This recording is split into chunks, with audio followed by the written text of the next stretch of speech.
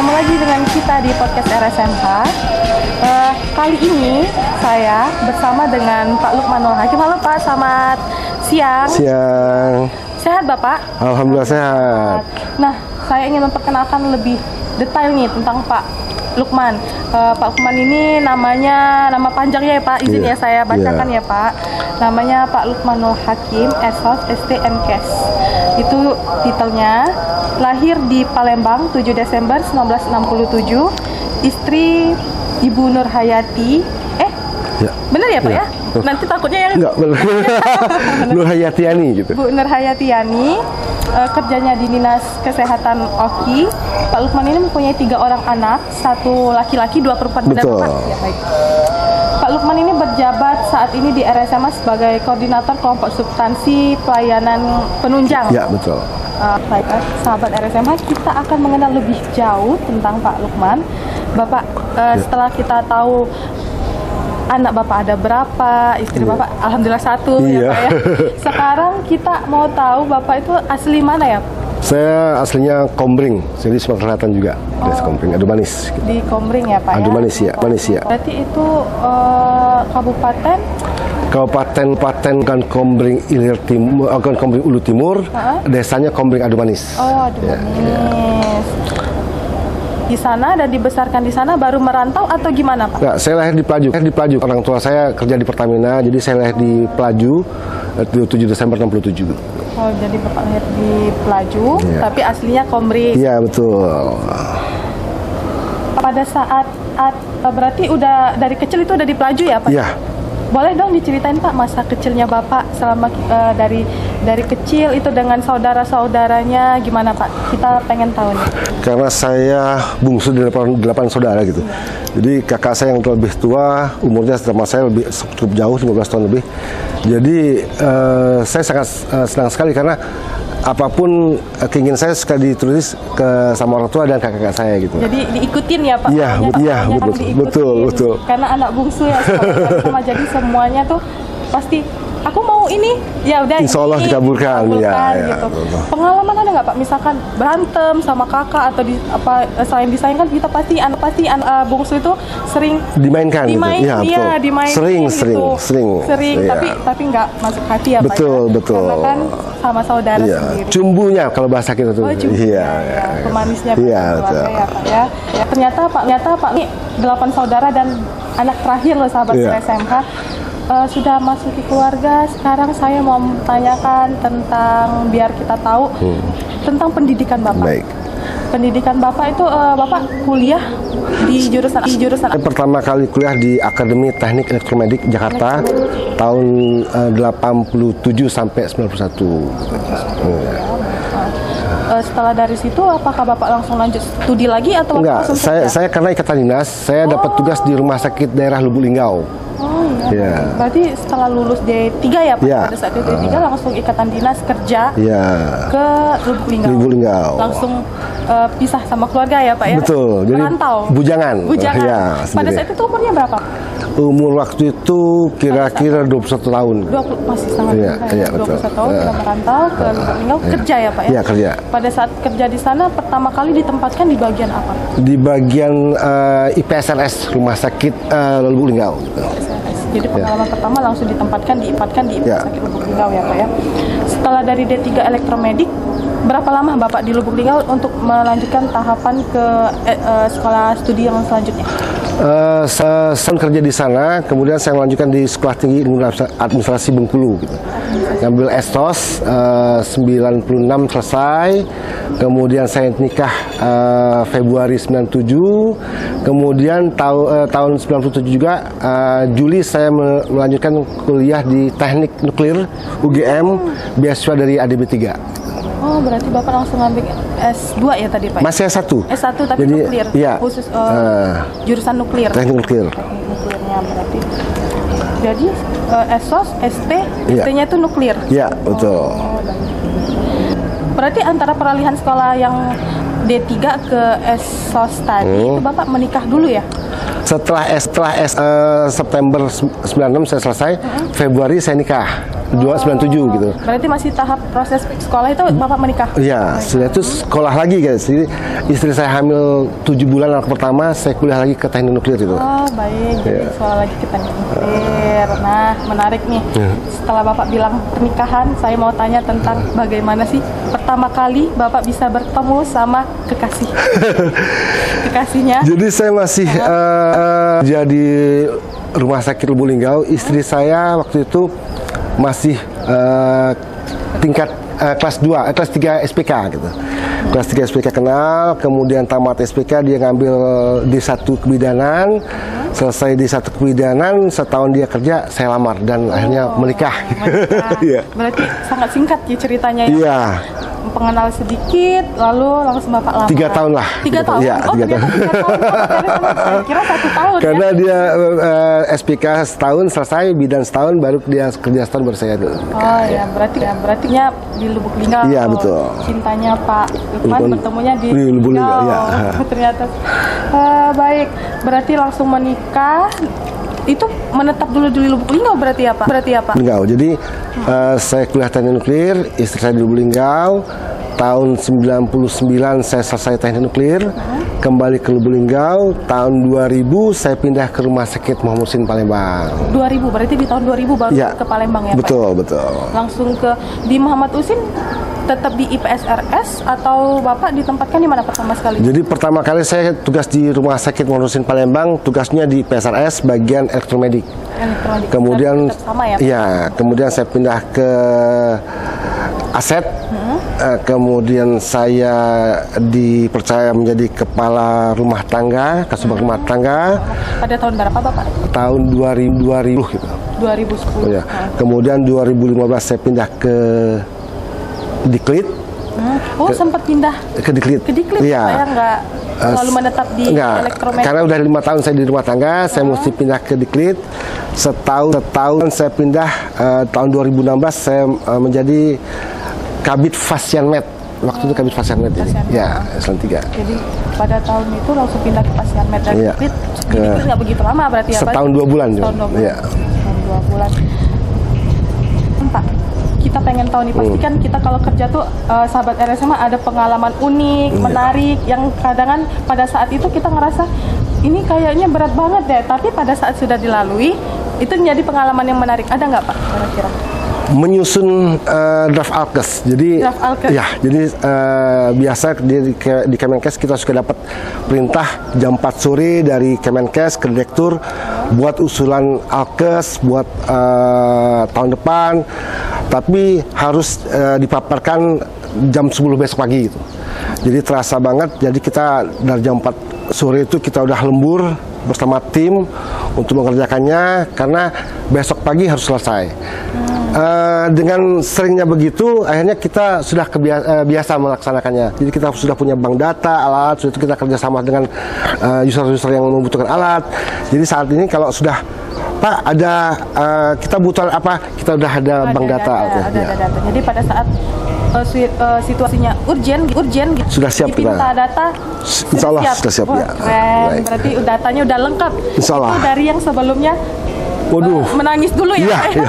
Menangis dulu dan pada saat ini sudah menikmati hasilnya. Alhamdulillah, kurang sekali lebih. lagi. Betul. Jadi pun kemarin tuh sulit, Iya. ternyata sekarang berguna banget ya Pak ya. Jadi sesudah apapun kalau dikerjakan sering-sering akhirnya kebiasaan dan kita udah bisa cari inovasi apa, akhirnya kita buat bank data, kita setiap saat kita minta data dari user, akhirnya kita sekarang sudah punya data alat apa yang dibutuhkan untuk 5 sampai 6 tahun kemudian gitu.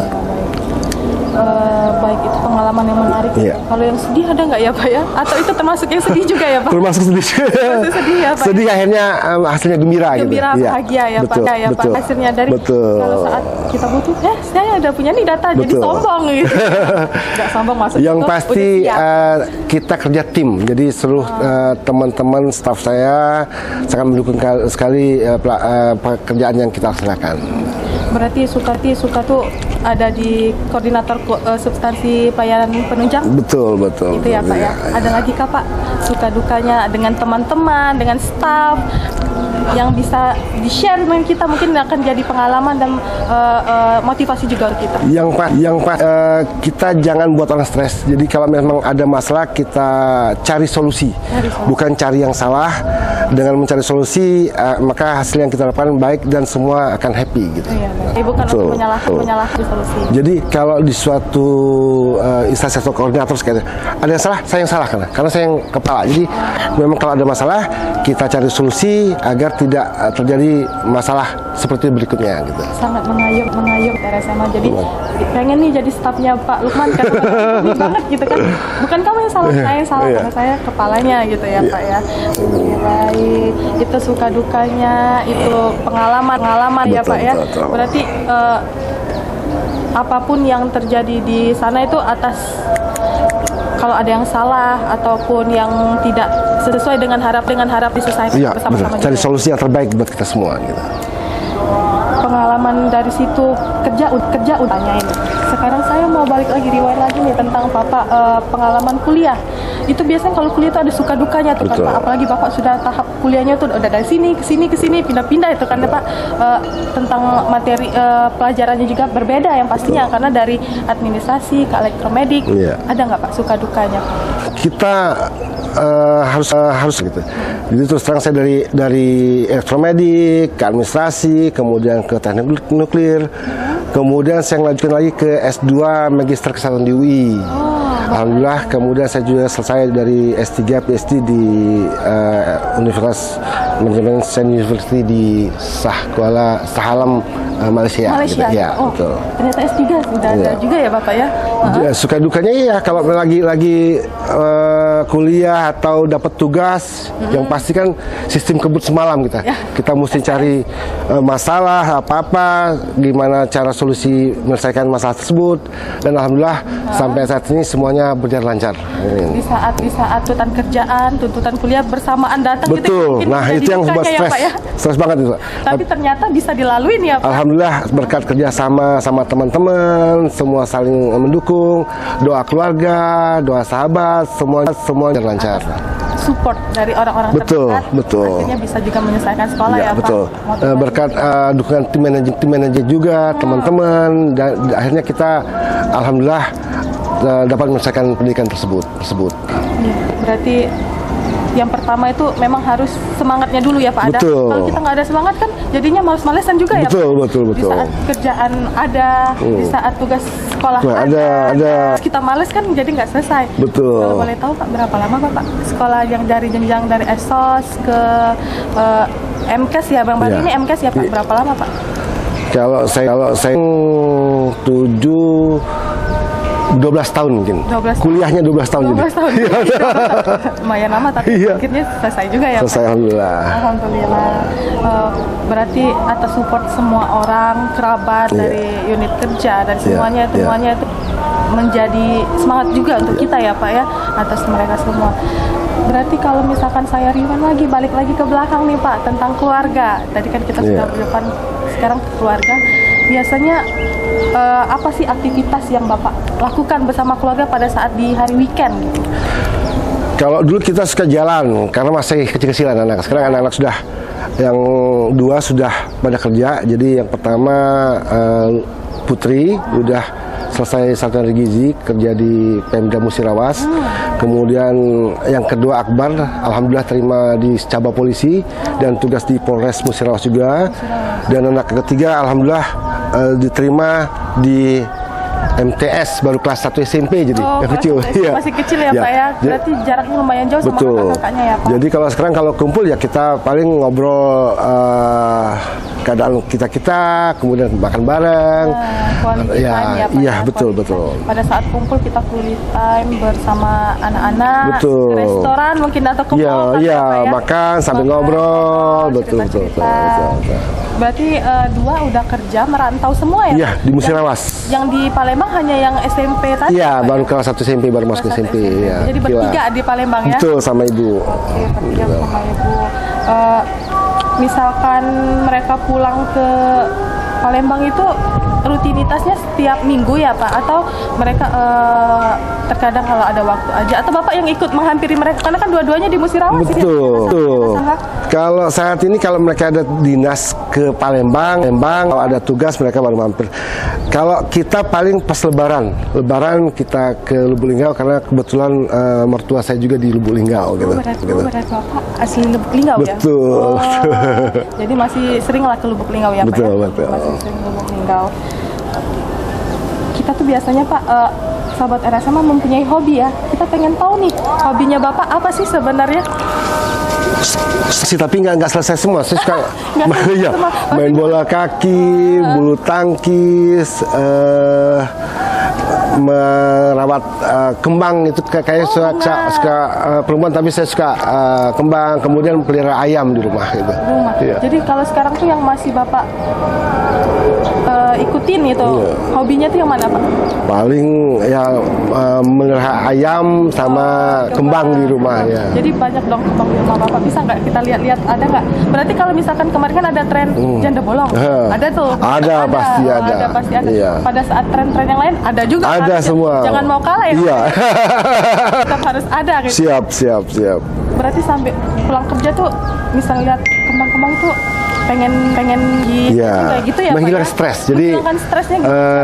itulah habis pulang kerja kita melihat kembang, menata ataupun mengasih makan ayam, ternak, itu menghilangkan semua masalah yang Bapak ada. ternak ayam di dekat rumah itu ya Pak ya? Iya. Sambil ngurusin kembang, ngasih ayam makan. Betul, sambilan. betul, Jadi betul. ngilangin stres ya Pak ya, sambil Betul. dengan melakukan hobinya loh Betul, sahabat betul. RSMK. Wow, biasa sekali ya. Baik Pak, setelah panjang kita bercakap tentang pendidikan, sekolah, karir, keluarga. Betul. Biasanya kita di umur Bapak yang sekarang itu masih mempunyai moto dan motivasi, dan untuk kedepannya aku pengen begini lagi nih, saya mau gini lagi. Apa Pak kira-kira yang ingin Bapak capai lagi di masa yang akan datang? Yang pasti hidup itu mengalir seperti kita berusaha, berdoa agar hidup ini sehat selalu, dapat menyelesaikan kewajiban kita sebagai ASN sampai selesai di umur 60, kemudian anak-anak bisa selesai pendidikan dan bisa menjadi orang yang berguna semua. Terima kasih. Baik, berguna. Pesan Pak untuk kita semua, untuk yang nanti sahabat RSMA menyampaikan, apa sih yang harus kita lakukan pada saat kita bekerja, lebih tepatnya pada saat kita ada di kantor, pada saat kita melaksanakan pekerjaan, yang ingin Bapak sampaikan kepada sahabat RSMA?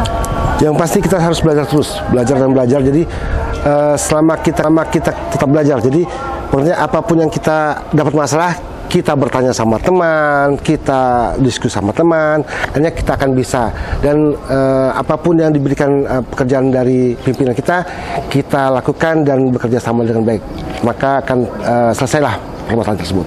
Jadi jangan malu bertanya ya Pak. Betul. Kalau kita tanya itu biasanya sesat di jalan ya Pak ya. Bukan ya Pak. Akan nggak bisa menyelesaikan. Betul, Kita masalah. harus mau bertanya, jangan malu ya Pak. Atau Iya. apalagi gengsi ya Pak. Betul. Sekarang tuh biasanya aku mau nanya sama dia gengsi. Pokoknya teman adalah sahabat tempat kita untuk diskusi, bertanya agar masalah yang ada bisa terselesaikan. Iya, sama sekali. Sahabat, inilah Pak Lukmanul Hakim dengan ceritanya. Sampai jumpa di podcast selanjutnya.